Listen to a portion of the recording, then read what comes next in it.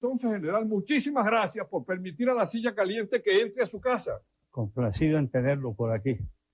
Siéntese en la silla caliente. Un detalle muy curioso, mientras el general se sienta en la silla caliente, y es que se está sentando en la silla en donde ya se ha sentado el próximo presidente de la República. Y por una razón que ustedes van a entender, ya todos los candidatos con opción a ganar estas elecciones se han sentado en la silla caliente.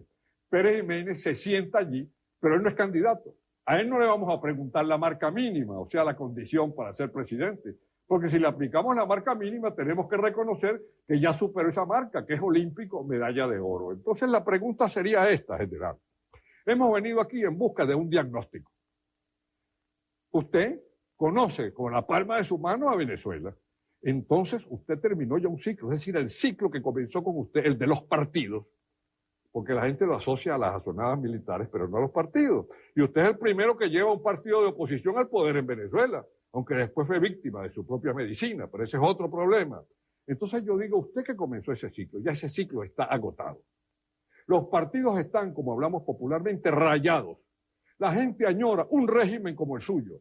Y las nuevas generaciones en Venezuela, que no conocieron su obra, investigan sobre la obra suya y hablan sobre la obra suya. Entonces la pregunta lógica es esta. ¿El paciente es Venezuela? El paciente está grave y usted es el médico. ¿Qué le recomienda a ese paciente?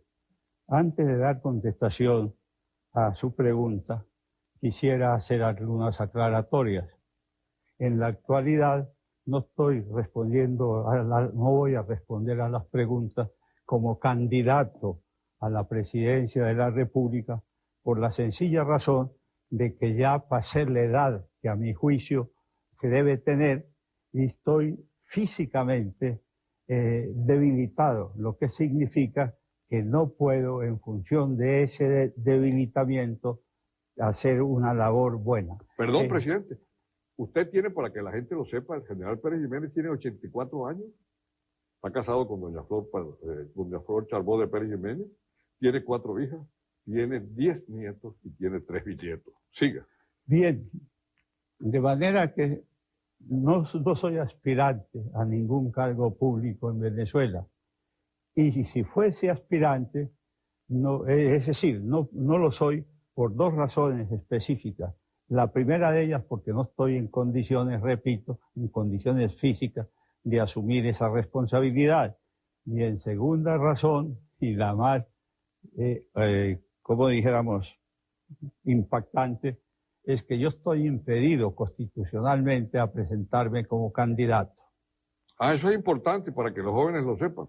El general Pérez Jiménez es el único venezolano que por la Constitución está inhabilitado de ejercer cualquier cargo político. Es decir, Pérez Jiménez no puede ser ni jefe civil, pues, de Chuao.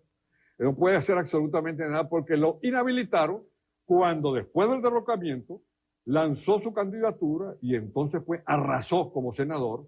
Entonces, claro, el estatus, Acción Democrática y COPEI temían lógicamente que lanzara la candidatura presidencial y volviera por los votos. Por lo tanto, pues lo inhabilitaron. De manera que hoy día me encuentro realizado, estoy tranquilo, es decir, el ánimo lo tengo en buenas condiciones. Y como le decía, las facultades físicas están bastante disminuidas. Las intelectuales, es lógico que a los 84 años algunas mermas debe tener la mente, pero está nutrida de nuevos conocimientos porque yo tengo la manía, no la virtud, de cada día aprender algo. ¿Y qué le recomienda a Venezuela? ¿Qué va a pasar en Venezuela? Bueno, a mí me preocupa profundamente la situación venezolana. ¿Por qué, general? Porque el mal no solamente está ahí, sino que está progresando. Es como los cánceres en el organismo humano, de manera que siguen progresando. Eso es lo que me preocupa a mí como ciudadano venezolano. ¿Qué es lo que más le preocupa de todo el panorama venezolano?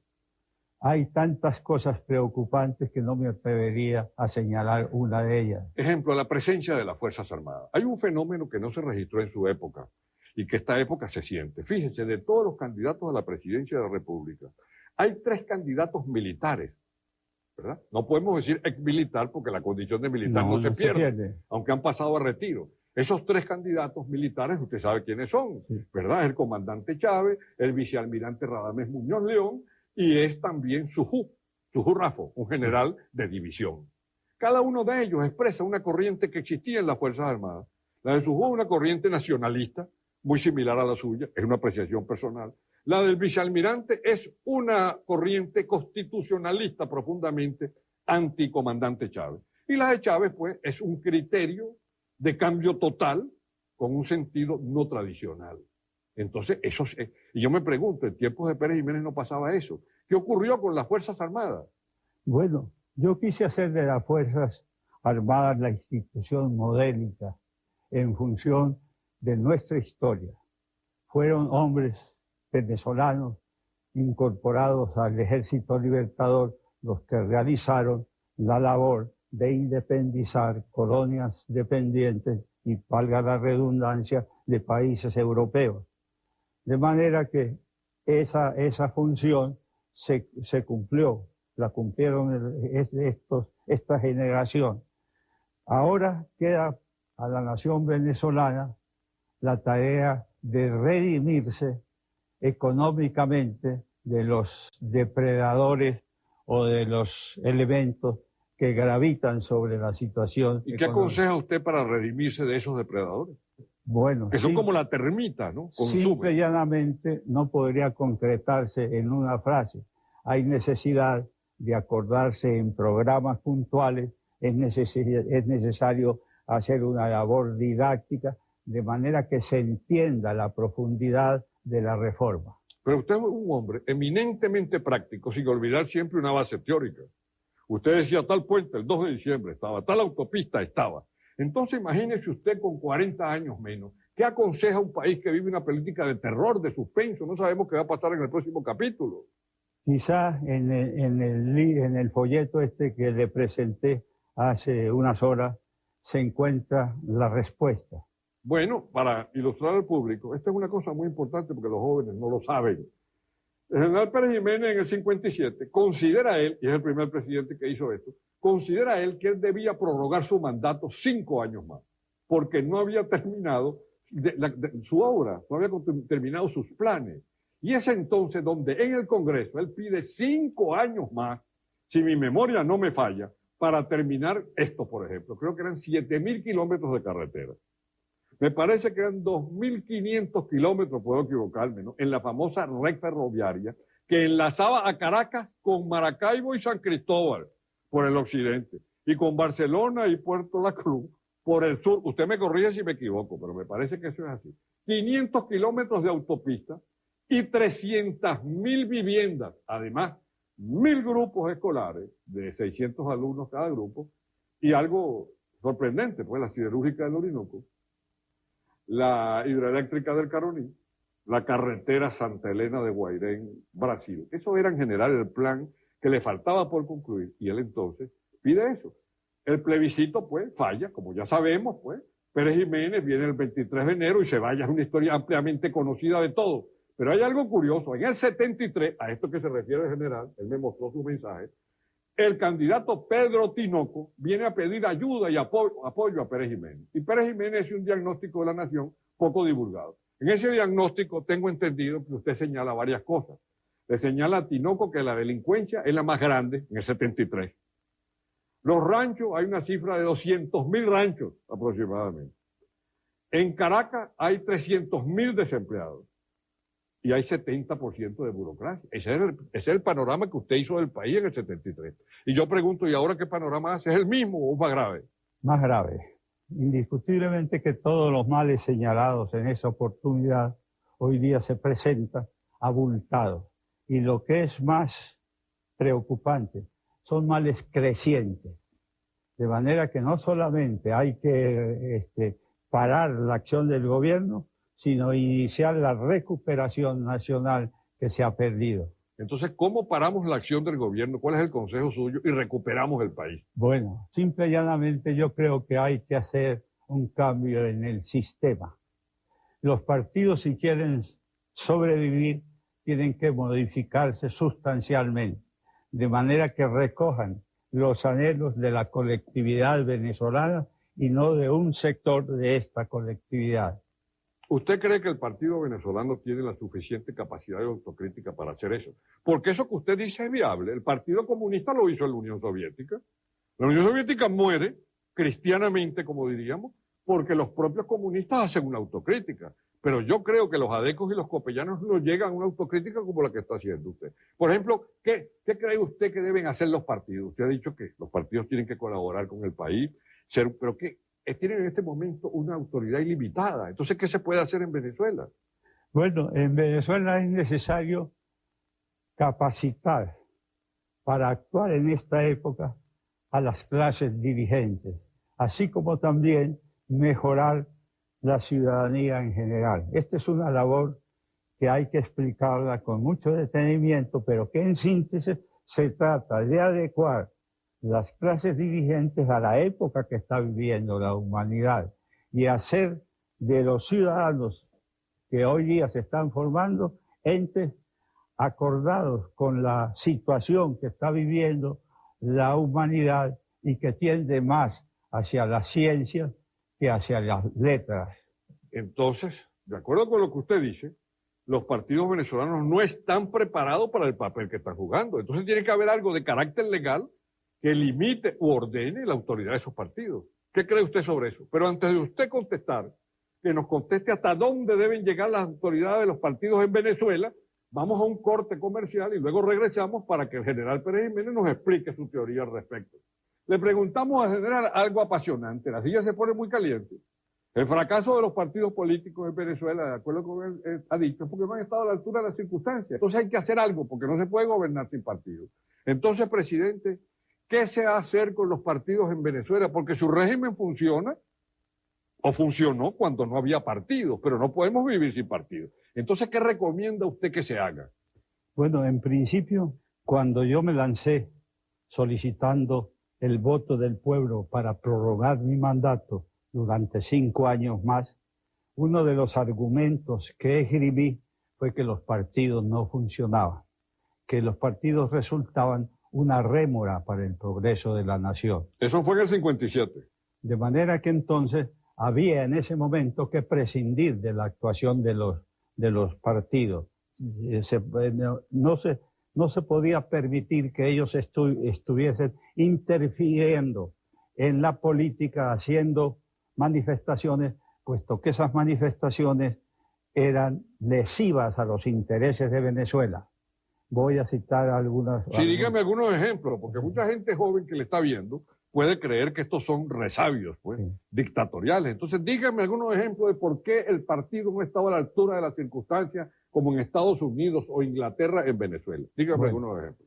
Cuando se inauguró la autopista Caracas-La Guaira, el actual presidente de la República, el doctor Caldera, en una reunión en uno de los barrios de Caracas, manifestó lo siguiente, que esa obra había sido construida por el gobierno simple y llanamente para que traficaran los Cadillacs de los ricos, que esa obra no servía a la colectividad, y les preguntó a los concurrentes, ¿ustedes pueden comer autopista?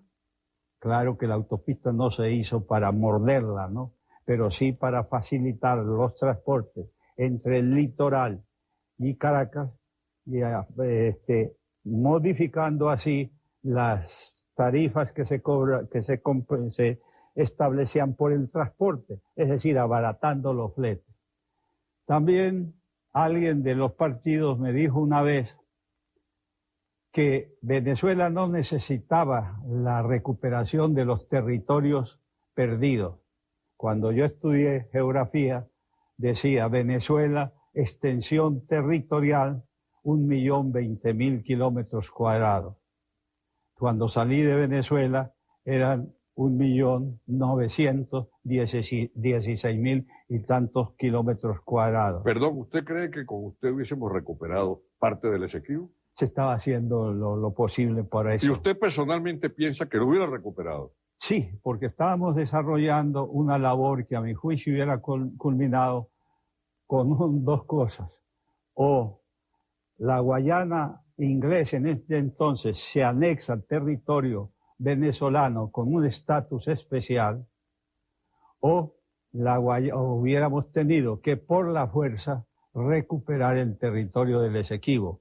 Para eso ya en la Comunidad de Naciones habíamos manifestado que Venezuela no aceptaba ningún cambio de estatus hasta que no se contemplara la recuperación del Esequibo. Una observación, el general Pérez Jiménez está usando lo que yo llamo el lenguaje directo, que es fundamental en la vida política, no guabinea. Uno le pregunta a un político típico el caso del Esequibo y no le sabe dar la razón. En cambio, Pérez Jiménez no siente rubor de decir, sí, hubiéramos ido a la guerra para anexarnos ese territorio porque es nuestro. Sí, de manera que... Y una de las cuestiones que me inquietan más es que los actuales gobiernos no piensan en planificar una recuperación territorial. No hay planificación. No hay ¿Y planificación. qué cree usted que va a pasar entonces con esos vastos territorios? Bueno, que al fin esperaremos que surja un régimen que se preocupe verdaderamente de los intereses nacionales y que comience a negociar la recuperación de los terrenos y que se prepare también en fuerza por si acaso las negociaciones no progresan, ir al conflicto. Yo estaba dispuesto, sé que me lo criticaron mucho. Bueno, y con los monjes estuvo también dispuesto. Sí, con los monjes se les mandó decir al gobierno colombiano que los monjes no eran materia de discusión con Colombia, que los monjes eran territorio venezolano y que si alguien pretendía desembarcar ahí, tomar, que habría tiros, se les dijo en esa forma, que habría conflictos, habría tiros ahí. Hablando, aunque este es un tema apasionante, el tema de los territorios que Venezuela ha perdido temporalmente, yo creo que es temporalmente porque algún día alguien recordará lo que ha dicho el general Pérez Jiménez y continuará en la lucha. Pero volviendo al tema que más nos preocupa en este momento, ese nos preocupa mucho, pero hay otro que nos preocupa más, que es el caso de los partidos. Usted comenzó el ciclo y ese ciclo se agotó. Hay que ponerle el cascabel al gato, hay que limitar la autoridad del partido según su propio criterio, pero ¿cómo lo vamos a hacer dejando los partidos? Yo creo que los partidos caerán por su propio peso, por su propia corrupción, de manera que ya se han visto en las elecciones para presidente de la República, habidas cuando el doctor Caldera subió a la presidencia, que el pueblo ya no cree en los partidos. Al menos en el partido tipo venezolano. Pues. Sí, por lo menos. Claro. De manera que entonces el presidente Caldera, es decir, yo quiero puntualizar de que el presidente Caldera no está legitimado por los principios democráticos. Pero ¿por qué eso que usted está diciendo es muy grave? No está legitimado. Puede estar legalizado. Y le voy a explicar por qué. Resulta que el número de votantes en Venezuela es de 10 millones, la mitad de la población. ¿Cuántos fueron a votar en época para elegir al doctor Caldera? ¿Usted recuerda? Bueno, van a decir que estoy guabineando, pero no me recuerdo exactamente. Pero sé que no es esa cifra. No, fueron dicho por el Consejo Supremo Electoral. ¿Cuánto dijo el Consejo Supremo Electoral? 4 millones. 4 millones. 4 millones. No fueron los 6 millones, los 10 millones. Los 10 millones de votantes. De electores. Sí, sí. De manera que, ahora, ¿cuántos votos de esos 4 millones obtuvo el doctor Caldera? Bueno, una minoría. Él va y es un resultado de cabeza a cabeza. Sí, bueno. 1.200.000 votos que equivalen al 12% de la cantidad de votantes. 12% nada más. Y de la voluntad popular, teniendo Venezuela un poco más de 20 millones, porque ahí están, es decir, porque no se contabilizados, están alrededor de 20 millones, pero hay más de 2 millones de inmigrantes clandestinos. De manera que representa solamente el 6% de la voluntad popular. Entonces, ¿cómo se explica que un jefe de Estado llegue por la vía del voto? Llegue por la vía del voto, con un porcentaje tan mínimo de la voluntad popular y también bastante recortado del voto de los electores.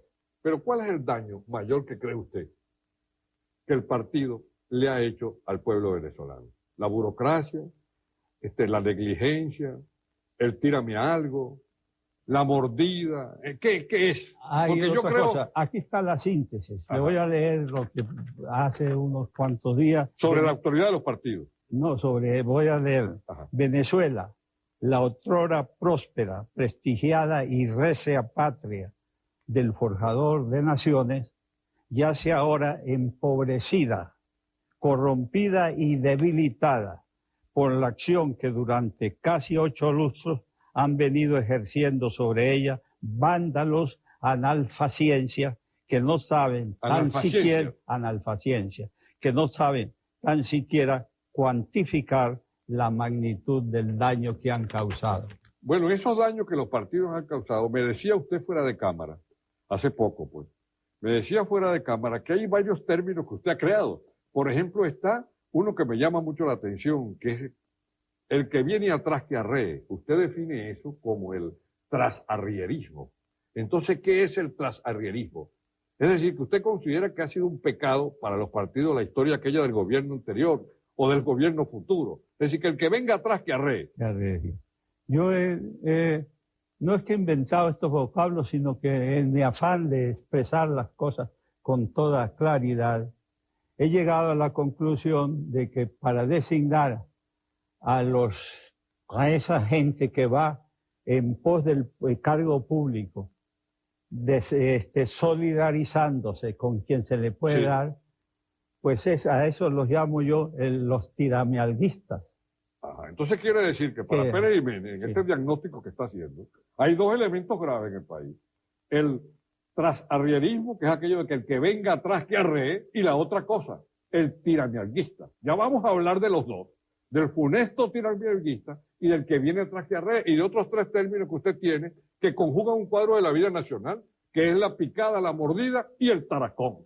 No se vayan, que la silla se pone caliente. Pérez Jiménez, antes de los mensajes comerciales, sentado en la silla caliente, aquí, en La Moraleja, a unos 20 minutos del centro de Madrid, en España, señalaba el problema de los partidos políticos dentro de Venezuela. Para Pérez Jiménez hay que limitar la autoridad de los partidos políticos porque ya están desgastados, es un ciclo que ya terminó, que está rayado, hablando en criollo. Pero él señala una cosa curiosa. Él dice que como consecuencia de ese sistema, esa partidocracia, en Venezuela hay unos elementos que hacen mucho daño al país. Y dice el tiramialguismo. Eso es interesante, el tiramialguismo. Señala la picada, señala la mordida y el tarascón.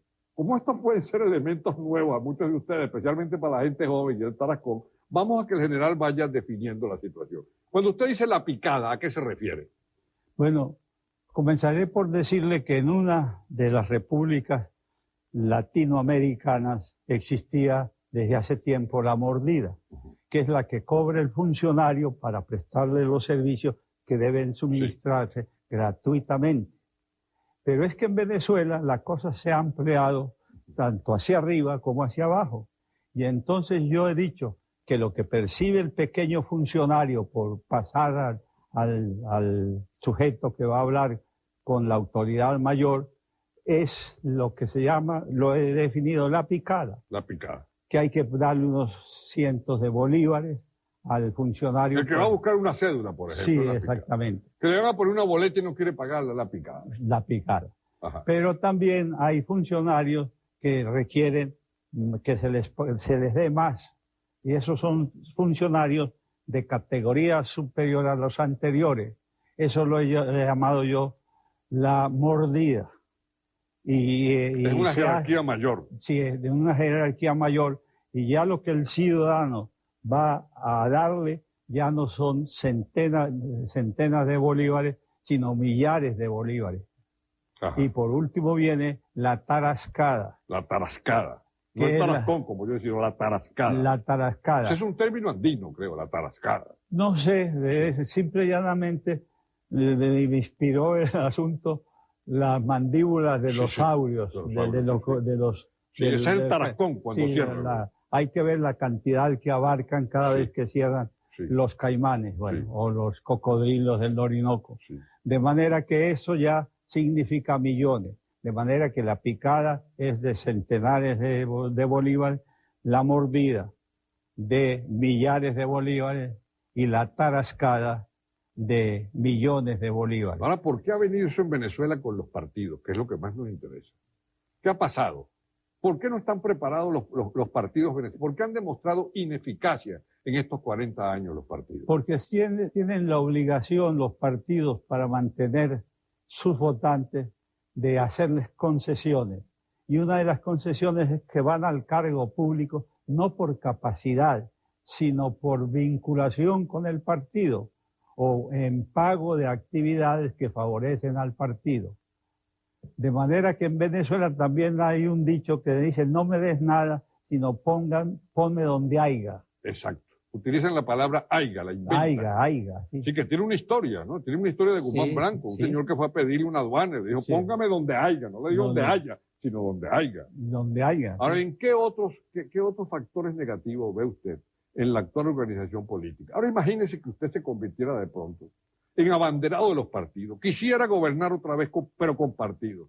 ¿Qué recomendaría usted a esos partidos? ¿Qué le recomendaría al país para que hagan unos partidos honestos, serios? Simple y llanamente Ajá. habría que modificar la Constitución, Ajá.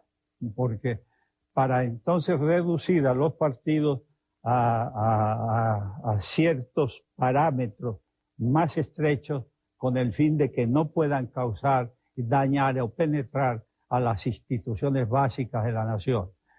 Trataré de explicarme un Sí. poco más. Trate de explicarlo y viendo bien a todos los benevidentes, porque esto es muy Bueno, importante. sí. Yo creo que esto va a ser una de las cosas centrales de la entrevista, así es que explique bien eso. Bien, los partidos en Venezuela son muy sectaristas. Y como le decía hace un momento, los partidos tratan de acomodar su gente y los acomodan en puestos donde haya posibilidades de percibir lo que produce la bajada de la mula. La bajada de la mula, que sea otro término, que Otro no necesita término. explicación, bájate de la mula. Bájate de la mula. De manera que una nueva constitución debe limitar la acción de los partidos y no permitirles que interfieran, que penetren las instituciones básicas de la nación, por la sencilla razón de que la grandeza de una nación depende mucho de la grandeza de sus instituciones básicas. Es decir, que los partidos no prostituyan al poder, el poder ejecutivo, no prostituyan al poder judicial, no prostituyan a los colegios de abogados y todo. Que estas sean entidades que se manejen por su propio criterio, pero no subordinadas a la mediación de los partidos. Es decir, que el partido cumple una función teórica de orientación según el criterio suyo. Sería eso, ¿verdad? Sí. El partido aconseja, por ejemplo, creemos que el canal del Orinoco, en el caso del general Pérez Jiménez, que le encantan esas cosas espectaculares, queremos que el canal que va a ir del Orinoco al mar se haga no en 4 años, sino que primero se hagan 30 albergues infantiles. Digo yo que esa sería la orientación, ¿o no? ¿Ese sería el sentido o no? Bueno, con respecto a una de las cosas que nos cuidábamos nosotros era de realizar la labor en función de un orden racional de urgencia. No sé si Perdón, eso es interesante. Es decir, que no querían un orden o querían un orden racional de urgencia. Queríamos un orden. Como sabíamos que el rancho es una de las cosas que más lesiona la condición del ciudadano, pues enfrentamos la extirpación del rancho en forma prioritaria. Por ser el rancho el centro de todos los males de carácter social. De todos los males. Y ahí sale la delincuencia, la caña, la prostitución, etc. Los ranchos producen clientes para los cementerios, porque las condiciones higiénicas son pésimas. Y entonces las enfermedades matan a muchos de los habitantes de los ranchos. También clientes a los hospitales. ¿Por qué? Por las enfermedades que imperan ahí. Clientela para las cárceles, por la sencilla razón de que de ahí salen muchos delincuentes, clientelas para la prostitución, porque viviendo una vida promiscua, ahí las relaciones culposas se producen sin saber, porque donde en una habitación están reunidas mujeres con hombres, pues pueden suceder muchas cosas. De manera que eso fue la causa de que nosotros consideráramos como prioritaria la eliminación del rancho. ¿Y usted cree que si le hubieran permitido los 5 años más, del 57 creo que al 63 me parece, usted hubiera logrado realizar esas 300.000 viviendas? Con respecto a Caracas, ya teníamos planificado, conocíamos el problema a fondo. Cuando nosotros censamos los ranchos en la capital de la República, encontramos 65.000 ranchos. Cuando salí de Venezuela, quedaban solamente 8.000 ranchos. Estamos hablando del 58.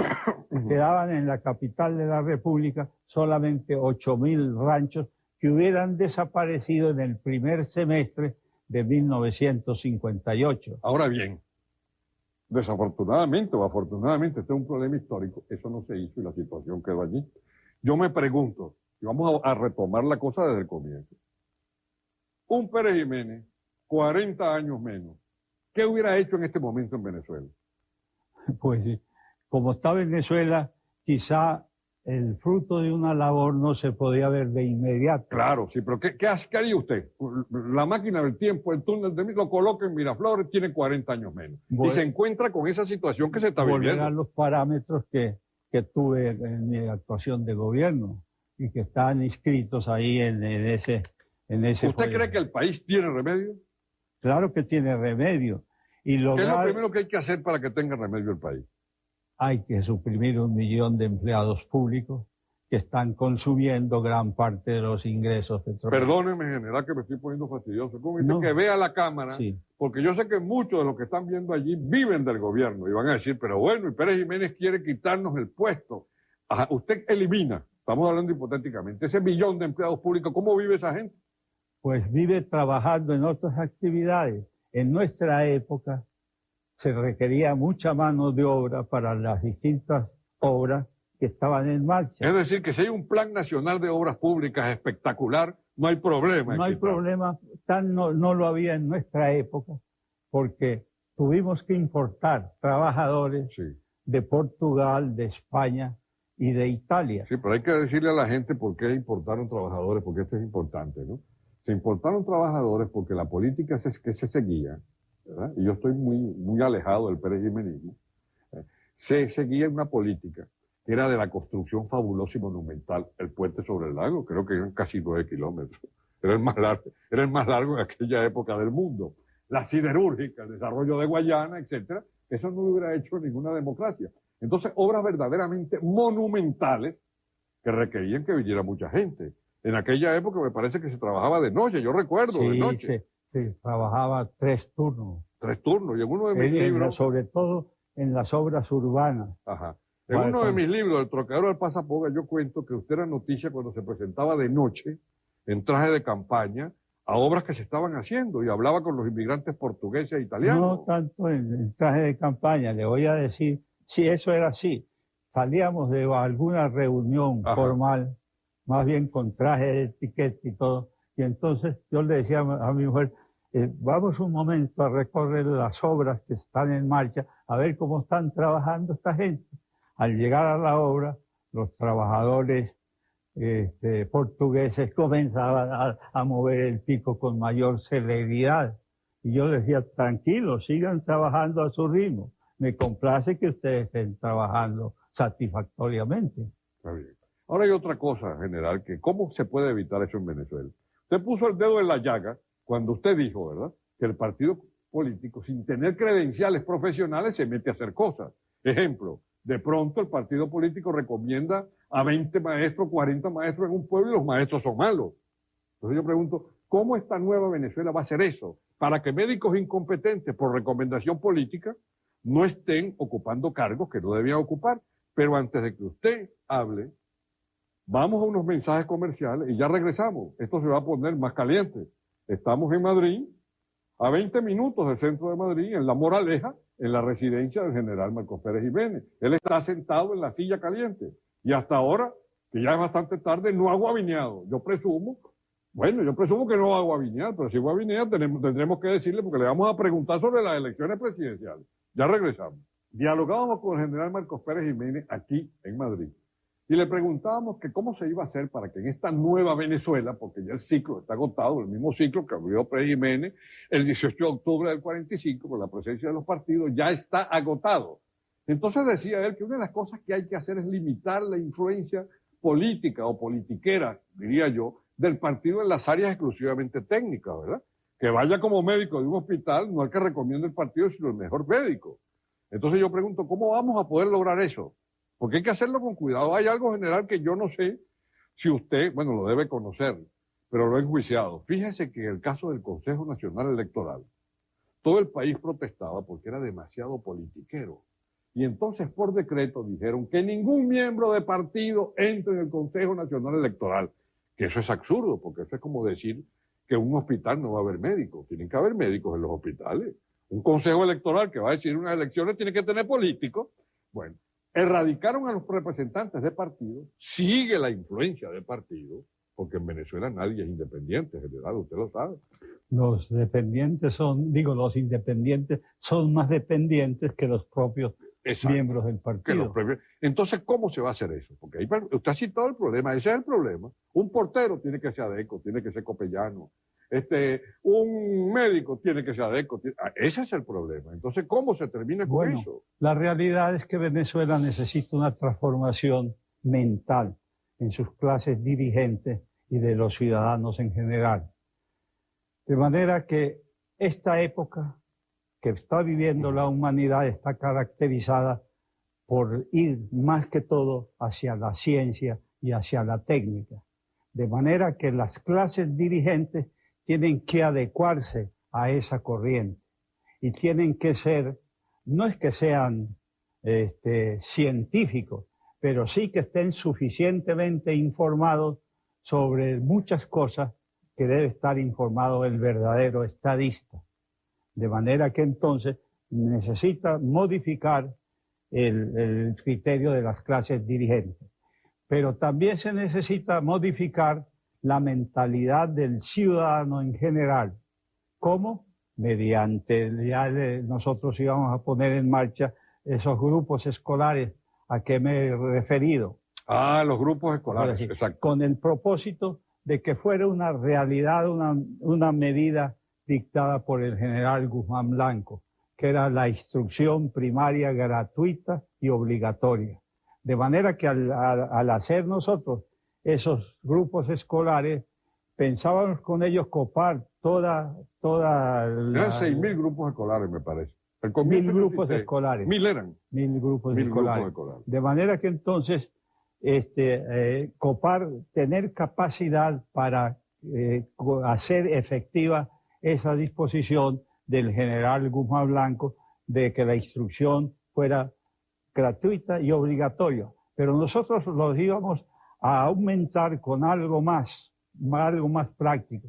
Es decir, formar una mentalidad ciudadana de acuerdo con esos conocimientos requeridos por la ciudadanía sobre ciencia y cuánto tardaría formar esa mentalidad ciudadana? Pues simple y llanamente eso requiere un tiempo largo, por lo menos una generación. Porque vea usted una cosa, ¿no? Cuando la gente en Venezuela habla de Pérez Jiménez, ven la solución un poco práctica.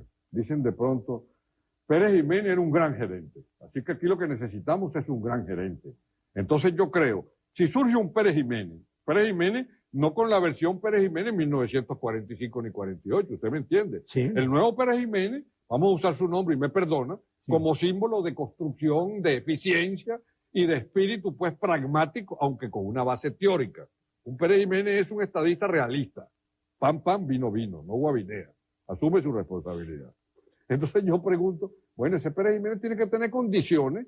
Entonces, ¿cuáles serían las condiciones especiales de ese hombre que le vamos a poner el nombre de Pérez Jiménez? Porque el país cree que la solución está en el estilo Pérez Jiménez. Eso hay que decirlo. Yo no tengo pena en decirlo porque eso es verdad. Entonces, ¿qué condiciones tiene que tener ese hombre? Tiene que ser un gerente. Tiene que estar, tiene que poseer condiciones especiales dentro de la ciencia y la tecnología. No que sea un técnico ni un científico, pero sí que esté suficientemente informado para poder utilizar debidamente los recursos que la ciencia y la técnica está dando al mundo. Voy a ponerle ejemplos. Pues esto yo me hago entender más poniendo No, y es que ellos quieren una forma didáctica, porque sí. Recuerde que la cultura del venezolano hoy, y eso no es una ofensa, cuando digo venezolano me refiero a la inmensa mayoría, es tercer grado de primaria. Hay que hablarle en un lenguaje de kinder a ese venezolano que está en los cerros, a ese venezolano que no tiene cómo pagar la casa al fin de mes y es el que va a elegir. El objetivo de la silla caliente es darle consejo a la gente para que tengan elementos para seleccionar, ¿no? Entonces, sí. ¿Qué ejemplos pone usted para esto? Bueno, fíjese usted que yo pongo como ejemplo, en primer orden, dos naciones que fueron Alemania y Japón, que fueron realmente bastante lesionados y que quedaron en una situación gravísima. Después de la Segunda Guerra Mundial. Con las ciudades destruidas, las vías de comunicación destruidas, los centros industriales destruidos, etc. Vino el Plan Marshall y entonces vino una recuperación extraordinaria vamos a hablar primero de Alemania, una recuperación extraordinaria. Y Alemania hoy día, habiendo sido la nación destruida en la Segunda Guerra Mundial, hoy día es la cabeza de la economía europea. Pero hay una cosa muy grave, general. El general está nombrando la soga en la Casa del Ahorcado. Arturo Uslar dice que la democracia venezolana ha despilfarrado 14 Plan Marshall. Sí, eso es cierto. Yo no veo la contradicción de lo que... No, lo que digo es que es lo grave del problema, sí. No es la contradicción. Digo la soga en la Casa del Ahorcado porque es la realidad. Es decir, lo que usted está diciendo es lo que confirma Arturo Uslar, pues. Sí. Que son dos posiciones ideológicas distintas, pues. Eso es lo grave de la situación. Sí. De manera que, entonces, Alemania, hoy día, como todo el mundo lo sabe, es una nación puntera en lo que respecta al desarrollo y está contribuyendo también a que no solamente ella progrese, sino que progrese toda Europa. De manera que eso se debe a la calidad del componente étnico, la calidad de la gente que está dirigiendo la nación y la calidad de los ciudadanos. Con su permiso le voy a hacer una observación. Cuando el general habla del componente étnico se está refiriendo a la calidad racial, pan, pan, vino, vino. Y yo me pregunto, ¿no hay la posibilidad, general, de que mucha gente interprete eso como racismo, o fascismo, o nazismo? Yo planteo estas cosas como condición intelectual, sin importarme el color de la piel. Ajá, entonces sigue expresando, eso es interesante. Sí, de manera que entonces hago esta salvedad, ¿no? De que yo no estoy pensando en fulano de tal, o grupo tal, que es excluida. No, yo estoy pensando... En el mejoramiento de la raza, y punto. Y el cambiar la mentalidad para beneficio de la nación venezolana. Seguimos con el Japón presentando. Japón tiene unos 375.000 kilómetros cuadrados. Es una región carente de recursos naturales, azotada también por los terremotos y maremotos, puesto que está en el cordón de fuego que pasa por su territorio, pasa por Alaska y sigue la cordillera y va a morir en la Antártida frente a la punta esa que hace Sudamérica.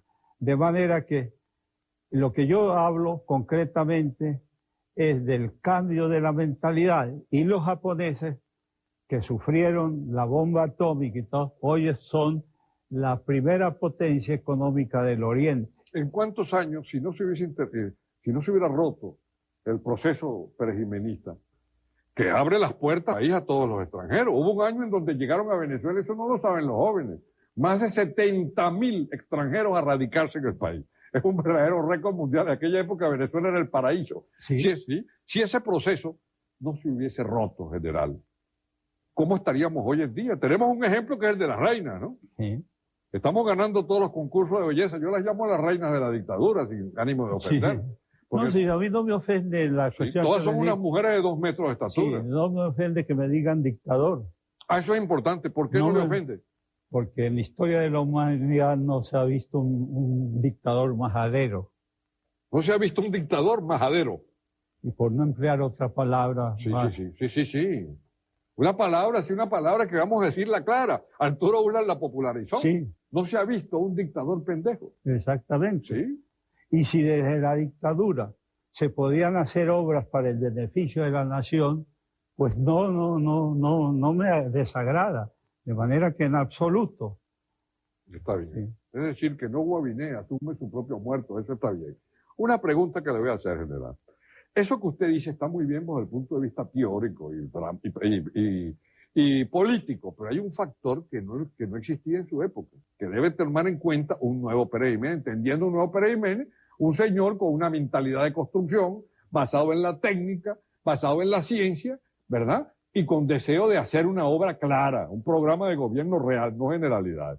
Y es la presencia de las Fuerzas Armadas. Fíjese que desde que usted se va, hay, como ya lo dijimos antes, movimientos militares. Comienza con Castroleón, es decir, el ganado se desgaritó, y sigue luego después con Odremán y termina con Chávez.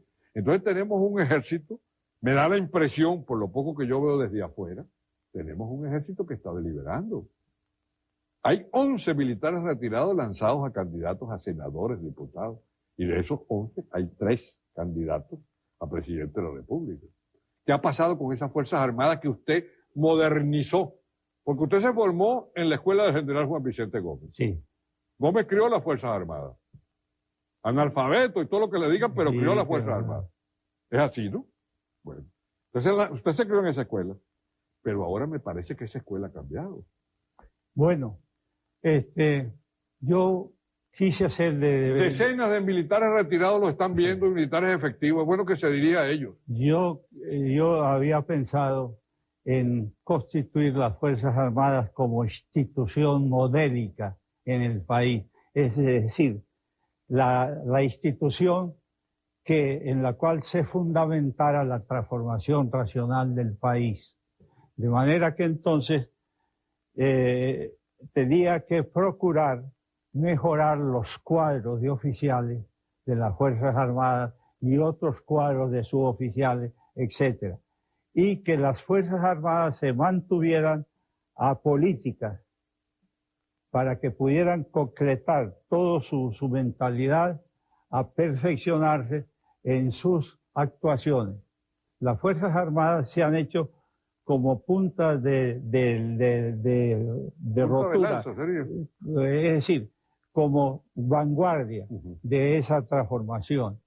Desafortunadamente, yo tuve que extenderme, es decir, tomar a mi cargo la transformación de la nación y descuidé un poco las Fuerzas Armadas. Entonces usted admite que hay responsabilidad suya en eso, en ese cuando el ganado se ha desgaritado. No, porque yo creí que otros podían conducir mejor las Fuerzas Armadas. Es decir, que usted estaba preocupado fundamentalmente por la transformación del medio físico. Sí, por la nación. ¿Por qué usted le ofreció el gobierno a Rómulo Betancourt? Al regresar del Perú, habiendo concluido los estudios en la Academia de Artillería y en la Escuela Superior de Guerra, cuando regresé a Venezuela, venía con las ideas de una institución modélica. De manera que encontré en Venezuela un movimiento para desplazar al gobierno del general Medina por condiciones que no se consideraban favorables a las Fuerzas Armadas, como era la práctica desaparición de las Fuerzas Armadas y de la sustitución por un cuerpo policial, como existe en otros países. Entonces yo resolví idealizar ese proceso y redacté los 5 puntos por los cuales se juramentaban los oficiales que iban incorporándose al movimiento. De manera que el primero de esos 5 puntos era que las Fuerzas Armadas no iban a asumir el poder, sino que se iban a mantener dentro de los cuarteles y que serían venezolanos capacitados y con suficientes credenciales los que tomaran el gobierno. Y en ese momento no había otro partido así, otra institución civil, partidista, que apareciera en el ámbito nacional, lo que contábamos solamente con Acción Democrática. Pero vamos a unos cortes comerciales y ya regresamos porque hay un problema muy importante. Esto nos va a conducir a algo. Primero que todo, para que usted claramente nos diga, sin guabineo, aunque usted no es hombre de guabineo, ¿a dónde va a llegar la responsabilidad de las Fuerzas Armadas en estas elecciones? Y luego después a los candidatos. Ya volvemos, que aunque yo creo que Pérez Jiménez todavía no se ha quemado en la silla caliente, la silla está prácticamente ardiendo. Ya regresamos. Antes de los comerciales, hablábamos con el general presidente Marcos Pérez Jiménez en relación con estas elecciones, que tienen un elemento que no estaba presente en elecciones anteriores. Me refiero a la presencia militar. Hay candidatos, usted los conoce, y hay inquietud en las Fuerzas Armadas por esos mismos candidatos. Usted ha vivido las situaciones más calientes que presidente alguno le ha tocado vivir en Miraflores. Entonces yo me pregunto, ¿qué va a pasar en Venezuela? ¿Qué va a ocurrir con las Fuerzas Armadas? Usted que las debe conocer como la palma de su mano.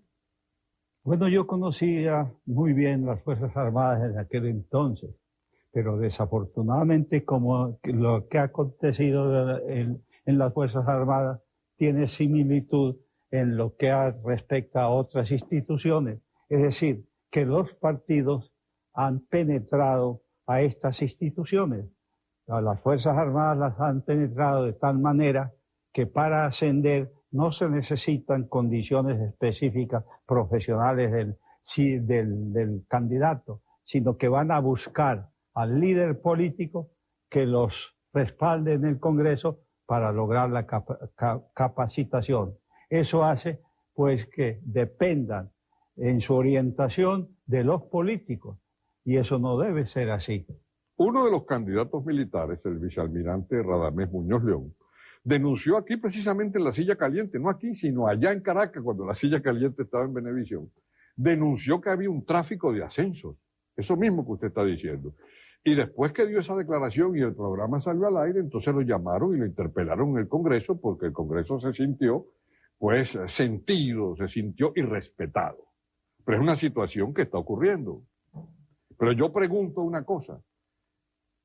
Estas elecciones que tenemos nosotros son elecciones para designar al presidente que va a tomar el poder en 1999 y lo va a entregar en el 2004. Y vamos a entrar nosotros en el año 2000 con esos mismos criterios pueblerinos de golpe y de contragolpe. ¿Qué posibilidad ve usted en Venezuela? ¿Una guerra civil, un golpe militar o un Pinochet? ¿Será Caldera la antesala de un Pinochet? No creo en eso. En Venezuela hay que tener cuidado porque hay una tendencia a barrer el sistema, porque el sistema ha resultado contraproducente. De manera que una de las posibles salidas es que haya un movimiento popular, quizá mezclado también con algún movimiento de las Fuerzas Armadas, para barrer el sistema. De manera que eso podría suceder. ¿Cómo se evitaría eso? Pues antes haciendo que los partidos disminuyeran su influencia en las otras instituciones.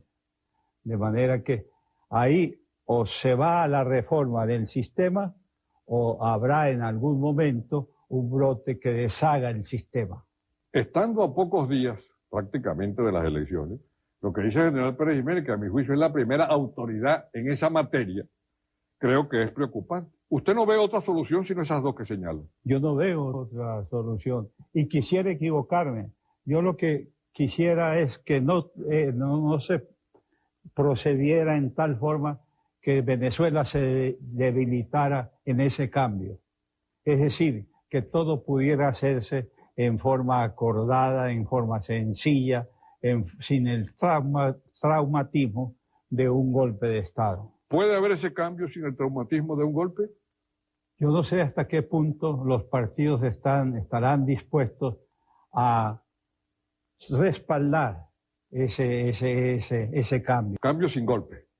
¿O cambio con golpe? Bueno, si los partidos llegan a un acuerdo y resuelven modificar las estructuras del Estado de tal manera de que no sean penetradas las instituciones básicas por los partidos, pues eso puede tener una solución no sangrienta. Pero como los partidos se aferran a su influencia, el grueso de la nación venezolana llega un momento en que no puede soportar aquello y habrá un estallido. Lo que dice el general Pérez Jiménez es bastante preocupante, primero por la experiencia que él tiene en la materia. Hubo algo que no le he recordado a ustedes, para generar no es noticia, por supuesto, pero Pérez Jiménez, además de ser el hombre que partió el siglo XX, comenzando un ciclo que ya está agotado, el ciclo de haber llevado al poder a los partidos modernos. Antes, durante la dinastía andina, no estaban los partidos de poder. Es más, yo sostengo personalmente que la gente le rompe el miedo a los partidos, termina con el miedo a los partidos, general, cuando ven a Rómulo Betancourt en Miraflores. Porque antes la gente tenía miedo de meterse en los partidos. Cuando López Contreras, ¿verdad?, asume lo que llamábamos la dicta blanda, ¿verdad?, una minoría era la que formaba parte de los partidos políticos. Pero la opinión de Pérez Jiménez es fundamental porque es el único venezolano en el siglo XX que no solo parte el siglo, sino que es el único golpista con 4 golpes exitosos. Es decir, se fue olímpico, derrocamiento de Isaías Medina Angarita, derrocamiento de Rómulo Gallego, el caso de las elecciones constituyentes con Jovito Villalba y luego después el plebiscito. Son 4 golpes de Estado en los cuales resulta victorioso. Entonces tiene más que condiciones para poder hablar de esto. Y a mí como venezolano me preocupa que usted diga que quizás no hay otra salida, sino esa salida convergente, pues. Yo deseo mucho equivocarme a veces en lo que llego a tener convencimiento por el estudio, por el análisis. Y yo deseara para mi país, pues que las cosas ahora se desenvolvieran de tal manera que el país no tuviera el traumatismo de un enfrentamiento entre fracciones de venezolanos. No, le agradecemos la franqueza. Insisto en decir que es uno de los pocos venezolanos de vida pública que no guabinea. Hay algo interesante y curioso. Como hablábamos de los golpes, para que ustedes puedan dormir tranquilos, vamos a ponerle un toque de humor con el permiso del general, que espero pues que no se ofenda acerca de esto. Yo no sé si usted ha escuchado un chiste, un cuento, que se dice mucho acerca de usted en Venezuela, y cada vez que uno lo cuenta en cualquier sitio la gente se ríe mucho. La gente dice que en pleno gobierno de Pérez Jiménez se acercó un borrachito a un café y pidió un café a lo Marcos Pérez Jiménez. Inmediatamente, pues alarmado, el señor que estaba allí le preguntó: ¿cómo es eso de un café a los Pérez Jiménez? Usted está irrespetando al presidente de la República, ya se lo van a llevar preso. Y el borrachito dijo: no, si yo no respeto al presidente. Yo digo que el café a los Marcos Pérez Jiménez es chiquito, fuerte y con mucha leche. Yo no sé si a usted le habían contado el chiste. Llegó ese chiste y a mí me hizo reír mucho. ¿Le hizo reír? Me hizo reír mucho. Porque... históricamente, y perdónenme el atrevimiento, el chiste se basa en la realidad. ¿Es usted chiquito? Eso sí, físicamente eso chiquito. Fuerte, demostró que era fuerte. Amargo era. Amargo es, exacto, sí. Amargo. Me ha corregido el general, no es fuerte, es chiquito, amargo. ¿Es amargo usted? Sí. No, yo no soy amargo, pero me complació ese calificativo porque quiere decir alguien que es decidido, es duro, sí. Y yo soy duro en la cuestión cuando creo que tengo la razón, soy terco hasta el límite. Bueno, usted es Tauro. Dice que los Tauros del 25 de abril son tercos, porque el 25 de abril, que es la fecha que nace el presidente, 1914, ese día tengo entendido que nació Leonardo da Vinci. Stalin era del 25 de abril también, así es que tiene compañeros de astros, según los que creen eso, que son bastante diferentes y opuestos. Caímos entonces en las Fuerzas Armadas y en el panorama que depende del ganador de las elecciones o del perdedor. Los candidatos que más suenan de acuerdo con los números, los voy a nombrar sin respetar números, son Irene Sáez, son Chávez, son Salas Rohmer, son Claudio Fermín y Alfaro. Esos son los 5 que suenan, creo que son como 13 o 19 candidatos, no recuerdo. Pero esos son los 5 que más suenan, y que me perdonen, pues, a los candidatos que no nombro, digo los que suenan más en los numeritos. Entonces la recomendación de Pérez Jiménez, un veterano de la vida política, a esos candidatos en general, ¿cuál sería su recomendación? Bueno, yo pienso que quien quiera que sea que llegue a la presidencia va a encontrar una situación muy difícil. De manera que quien llegue a la presidencia va a tener que enfrentarse a problemas bastante graves. De manera que yo no podría recomendar a fulano de tal o recomendar al otro, porque eso debe hacerlo el pueblo venezolano. De manera que ellos, el pueblo venezolano, debe a estas alturas saber qué candidato le conviene más. Le manifestaré ahora algo que he debido manifestárselo desde el principio. Yo no soy enemigo de la democracia. Ah, importante eso. Yo no soy enemigo. Yo admiro las democracias como la suiza, como la sueca, como la de Israel y como tantas democracias que funcionan admirablemente bien. Yo deseara para mi pueblo una democracia de ese tipo. De manera que no es que si se lograra una democracia de esas características que excluyen el tráfico de influencias y se va a buscar lo que más conviene a la nación, yo estaría de hecho con eso. Para mí, ninguno de los candidatos es repudiable, ninguno de los candidatos. Es importante, ¿eh? El general Pérez Jiménez dice que ninguno de los actuales candidatos es repudiable. Sí, sí, eso lo digo. Sí. Ahora, después de que actúe el que salga, puede ser que realice una buena labor o puede ser que no la realice.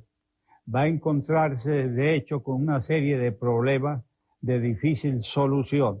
Ojalá los pueda resolver en corto tiempo, porque creo que actuando un buen gobierno, Venezuela necesita de 15 a 20 años para volver a los niveles del 58. 15 años para volver a los niveles del 58. Oiga, general, perdón, y no es un irrespeto, pero me da la impresión de que usted no guabineó con lo del candidato. Yo pensé que usted iba a decir, por ejemplo, si yo le preguntara a usted lo que le pregunto a todos en la silla caliente, ¿qué piensa de Irene? ¿Qué piensa de Claudio? ¿Qué piensa de Salas Rohmer? ¿Qué piensa de Alfaro? ¿Qué me iba a decir usted? Pues, bueno, yo le diría que dejo al entendimiento del pueblo venezolano que elija a quien le parezca. Yo no voy a tomar la responsabilidad de señalar a alguno de estos candidatos. En principio, porque no he tenido con ellos el contacto suficiente como para acordarnos en un programa de gobierno que debe ser beneficioso para Venezuela. Y en más de una oportunidad lo he manifestado. Sí. Yo estaría de acuerdo con el candidato que me diera la oportunidad de debatir un programa de gobierno. Eso es importante. Cuando usted dice que le dé la oportunidad de debatir un programa de gobierno, se está refiriendo quizá a lo que ocurrió con Pedro Tinoco en el 73, que vino a pedir el apoyo suyo y usted le dijo, bueno, tráigame un programa y discutimos un programa. ¿Sí? Y entonces usted por escrito le presentó algunas observaciones. Ahora en la vida política venezolana, así como el caso Chávez es nuevo, un golpista que va a elecciones, o un señor que se alzó y va a elecciones, hay otro caso curioso que ha llamado la atención, que sería interesante que usted me diera su opinión, que es el caso de Irene Sáez, digo como hecho de manifestación de desarrollo. Se decía que Venezuela era un país machista. Una mujer está recorriendo el país en campaña electoral y la gente la tolera. Que no es un milagro eso, es civilización. No sé qué piensa usted. Bueno, yo pienso que a la jefatura del Estado debe ir la persona más calificada.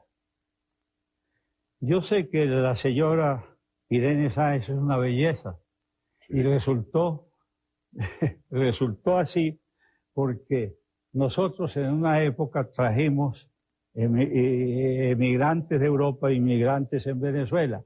Logramos esa mezcla de razas. Y Venezuela tiene una de las cosas favorables, digámoslo así, el hecho de que ha logrado tener varias Miss Mundo, varias Miss Universo. Exacto.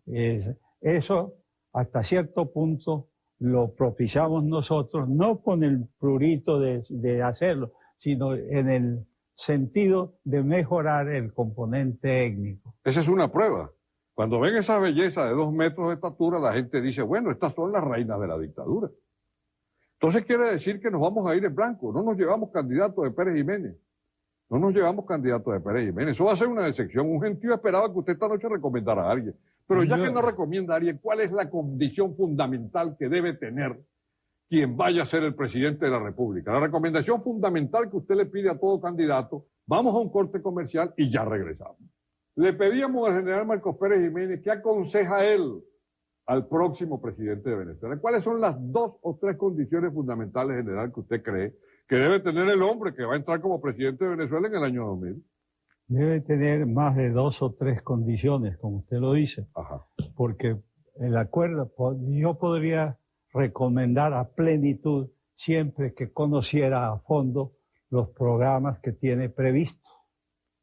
El programa de gobierno. Bueno, hay un problema con los programas son generalidades todas, general. Bueno, sí, de manera que entonces quien pudiese presentar un programa más concreto, más no de ideas generales, sino de concreciones, con ese estaría yo, porque ya sé en qué me voy a comprometer. Pero mientras tanto no puedo, tengo que decir que dejo a cargo del pueblo venezolano que busque él el candidato, que respalde a quien considere apto para regir la nación y sobre todo que presente un buen programa de gobierno. El general Marcos Pérez Jiménez ha sido visitado por 2 candidatos y cada uno de los candidatos ha presentado la visita aquí a La Moraleja como un trofeo. Y nunca se ha dicho qué hablan ellos con Pérez Jiménez ni qué Pérez Jiménez ha hablado con ellos. Y yo le pregunto, ¿qué habló usted con el candidato Chávez y qué habló con el candidato Sara Romer? Algo parecido a lo que hemos hablado hoy día. Ajá. Es decir, un análisis general de la situación. Un análisis general. Como lo hemos hecho. Sí, exactamente. Hay que hacer del organismo nacional lo que se llama, ya se me va la idea. No, usted no se le van las ideas, si está muy claro, este hombre está vibrando, ¿cómo va a decir que se le van las ideas? No, es decir, a un organismo hay que hacerle una buena catalogación de los males que tiene. Exacto. De manera que hay que saber qué padece ese organismo. Exacto. Y entonces, en función del análisis que se haga y las conclusiones a que llegue, pues hay necesidad de programar el remedio. Así es, lo hemos hecho pues un diagnóstico. Ahora, general, hay algo interesante. Usted debe recordar que antes del golpe al general Medina, el general Eleazar López Contreras, desde el cine Boyacá, usted se tiene que recordar del cine Boyacá que quedaba por San Agustín, Sí. dijo a la nación, en sitio privilegiado de mi hogar, yo guardo mi uniforme de campaña, no como una reliquia, sino para defender en cualquier momento los intereses de la patria. Y yo le pregunto sin alusiones de ninguna naturaleza, porque usted ya claramente nos ha dicho que está retirado de la política. ¿Usted guarda su uniforme de campaña? No tengo uniforme de campaña. En principio... ¿Y uniforme de gala? Todo eso lo saquearon, de manera que yo he sido el venezolano más saqueado. Todos los bienes, los de mi familia también los saquearon. El Congreso se dispuso de mis bienes, de manera que yo he sido saqueado. Eso sí, no es que me complazca, sino que en eso soy solidario con la nación venezolana, que ha sido saqueada también por quienes lo han gobernado durante estos años, estos 40 años. De manera que el único consuelo de tonto, es que la nación y yo hemos sido saqueadas por el sistema. Muy bien, muy interesante. Hay otra cosa curiosa, pero esto es ya de humor, ¿no? Me permite, pues, porque no es una irreverencia. Cuando se habla mucho de las reinas, usted, y yo veo aquellos desfiles de reinas, yo me recuerdo mucho de la época suya, porque yo digo, caramba, si Pérez Jiménez con 40 años le hubiera tocado vivir en este país lleno de reinas, con toda la fama que tenía usted, y se lo digo en el mejor sentido de la palabra, yo presumo que hubiera tenido su cementerio particular. ¿No añora esa época de usted rodeado de reinas por todas partes? Yo no. ¿No la añora? Sinceramente. ¿O le tiene miedo a la escoba, que debe estar en algún sitio de esta residencia oyendo? No, yo sinceramente lo que deseaba es el poder para algo, para algo, no por el poder mismo. Y claro, mi primera preocupación era de atender a las necesidades del Estado, pues formarme un criterio exacto de cuál era la magnitud de los problemas y qué remedios se podían aplicar. Lo otro, hay mucho de fantasía, porque resulta que creo que Carlos Capriles publicó una composición fotográfica en que unas señoras desnudas corrían por la playa. Ah, la famosa motoneta de la Orchila. De manera que no tiene justificación eso, porque se supone que una señora descalza no va a correr en la playa a pleno sol y tal, y qué sé yo, y la motoneta la alcanzaba enseguida. De manera, claro. No había tiempo para fotografía. Y exactamente. Y el mismo Carlos Capriles dijo que eso había sido una composición fotográfica.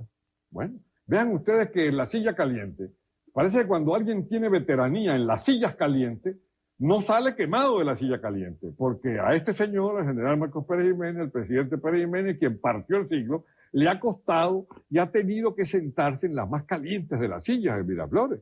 Así que, ¿cómo se ha sentido con esta silla? Yo me he sentido físicamente bien, me acomoda bastante bien la silla. Ah, muy bien. Muchas gracias, pues. Vamos a permitir que el general Pérez Jiménez se dirija a la nación, un mensaje, lo están viendo todos. Entonces, ¿puede hablar, general? Sí, yo deseo que de estas próximas elecciones, si es que se llega a ellas, salga el candidato más idóneo y el que aglutine más la inclinación del pueblo. De manera que eso lo deseo fervorosamente, porque como venezolano yo sigo preocupándome a fondo del porvenir de la nación. Repito, que el próximo candidato, que debe ser el candidato señalado por la mayoría de los venezolanos, tenga suerte y tenga la competencia para eliminar los males que padece la nación venezolana en estos instantes. Bueno, muchas gracias, pues, a todos ustedes por la atención que le ha prestado a este programa. El objetivo fundamental de Venevisión, al venir aquí, pues, y traer la silla caliente, montar la silla caliente en un avión en Maiquetía para que viniera aquí a Madrid, todo el equipo que ha venido, etc. Es uno solo, que es cumplir con el objetivo de este programa, que es no solo entrevistar a los candidatos, sino entrevistar a quienes por su experiencia o por su figuración política pueden aportar datos para que ustedes, con su conciencia, puedan elegir a un buen candidato a la presidencia de la República.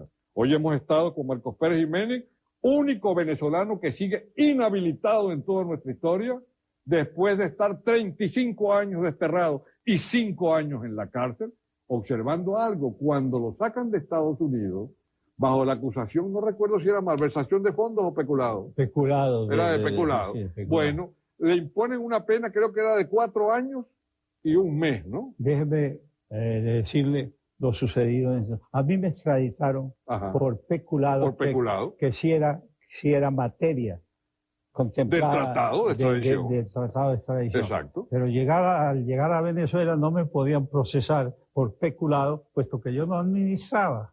Sí, entonces viene y aplican malversación de fondos. Que no es motivo de extradición. Que no es motivo de extradición, exacto. Y entre eso de la malversación de fondos, metieron a una serie de personas diciendo que eran personas interpuestas. Exacto. Y hoy día no existe una persona de las señaladas en ese entonces que no le hayan devuelto sus bienes, de manera que se ve la paradoja de que Pérez Jiménez es el que debe pagar por unos supuestos enriquecimientos ilícitos y no se señala a la persona que lo hizo incurrir en esos enriquecimientos. Y tengo entendido que la condena era 4 años y pico. 4 años y 1 mes. Ajá, y le imponen 5 años y 8 meses. No, me mantienen, no es que me impusieron, sino que me mantienen 5 años, 8 meses. Bueno, han oído ustedes, pues, al general Marcos Pérez Jiménez, el presidente que partió el siglo XX, comenzó partiendo el siglo XX con una acción insólita, mediante un golpe militar, impuso y permitió la llegada al poder de los partidos modernos, es decir, la llegada de Betancourt con Acción Democrática. Ciclo totalmente agotado. El hombre de mayor autoridad para opinar sobre ese ciclo que se ha agotado. Ustedes pues han resumido y han adquirido bastantes elementos para la hora de votar. Entonces, tranquilo con su conciencia y buenas noches.